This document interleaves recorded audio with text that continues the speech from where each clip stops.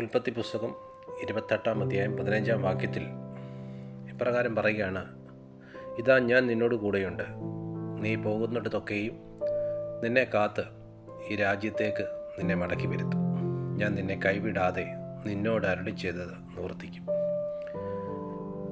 ഇതാ യാക്കോബ് തൻ്റെ ഭവനത്തിൽ നിന്നും മറ്റൊരു രാജ്യത്ത്, അല്ലെങ്കിൽ ലാബാൻ്റെ തൻ്റെ അമ്മാച്ചൻ്റെ ഭവനത്തിലേക്ക് കടന്നു പോകുമ്പോൾ, ഒരു സ്ഥലത്തെത്തിയപ്പോൾ താൻ അവിടെ കിടന്നുറങ്ങുമ്പോൾ ദൈവമായ കർത്താവ് പ്രത്യക്ഷപ്പെട്ട് പറയുന്ന കാര്യമാണ്, ഇതാ ഞാൻ നിന്നോട് കൂടെയുണ്ട്.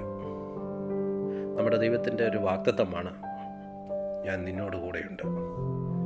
രണ്ടാമത് പറയുന്നു, നീ പോകുന്നിടത്തൊക്കെയും നിന്നെ കാക്കും.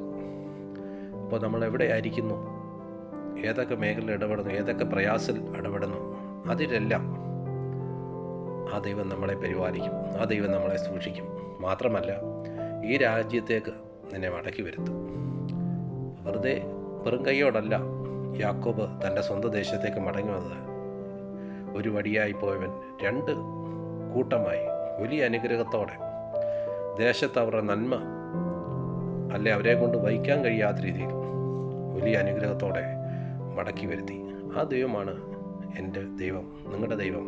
ആ ദൈവം നിങ്ങളെ നിശ്ചയമായി അനുഗ്രഹിക്കും, നിന്നോട് കൂടെയിരിക്കും, നിൻ്റെ ആവശ്യങ്ങൾ കൂടെയിരിക്കും.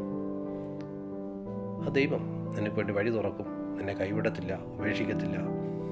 ആ ദൈവം നിന്നോട് കൂടെയുണ്ട്. യോസേഫിനോട് കൂടെ ഇരുന്ന ദൈവം, അവൻ പൊട്ടക്കിണറ്റിലും മിദ്യാർക്ക് അടിമയായി വിറ്റപ്പോഴും കാരാഗൃഹത്തിലും എല്ലാം കൂടെ ഇരുന്ന് അവിടുന്ന് വിടുവിച്ച് ഉയർത്തി മാനിച്ച ഒരു നല്ല കർത്താവാണ് നമ്മുടെ ദൈവം. ആ ദൈവം നമ്മോട് കൂടെയുണ്ട്. യാക്കോബിനെ അനുഗ്രഹിച്ച ദൈവം, യോസെഫിനെ അനുഗ്രഹിച്ച ദൈവം ഈ രാത്രി നിന്നോട് കൂടെയുണ്ട്. കർത്താവ് പറഞ്ഞു, ഞാനോ ലോകാവസാനത്തോളം എല്ലാ നാളും നിങ്ങളോട് കൂടെയുണ്ട്. ദിവസങ്ങളിൽ എനിക്കാരുമില്ല, ഞങ്ങൾക്കാരുമില്ല എന്ന് ചിന്തിക്കുന്നെങ്കിൽ ദൈവം നമ്മോട് കൂടെയുണ്ട്. നീ തകരത്തില്ല, നീ നശിക്കത്തില്ല. ഇന്ന് രാത്രി നീ ഭാരപ്പെടുന്ന വിഷയത്തിന്മേൽ ദൈവത്തിൻ്റെ കരം പ്രവർത്തിക്കും. വഴികൾ തുറക്കപ്പെടും, വാതിലുകൾ തുറക്കപ്പെടും. ജീവിതത്തിൽ വലിയ നന്മയോ അനുഗ്രഹം നീ കാണുവാനിടയായിത്തീരും. ഈ ദിവസങ്ങളിൽ വിശ്വാസത്തോടെ ഉറച്ചു നിന്നാട്ടെ. വളരെ പ്രയാസത്തിൽ കൂടി കടന്നു പോകുന്നവർ, പ്രതിസന്ധിയിൽ കൂടി കടന്നു പോകുന്നവർ ദിവസങ്ങളിൽ ഉറച്ചു നിന്നാട്ടെ. ദൈവം കൈവിടത്തില്ല, ഉപേക്ഷിക്കത്തില്ല. ഒരു അനുഗ്രഹം നീ കാണും. ഈ വചനങ്ങളാൽ ദൈവം നമ്മെ സഹായിക്കട്ടെ. God bless you.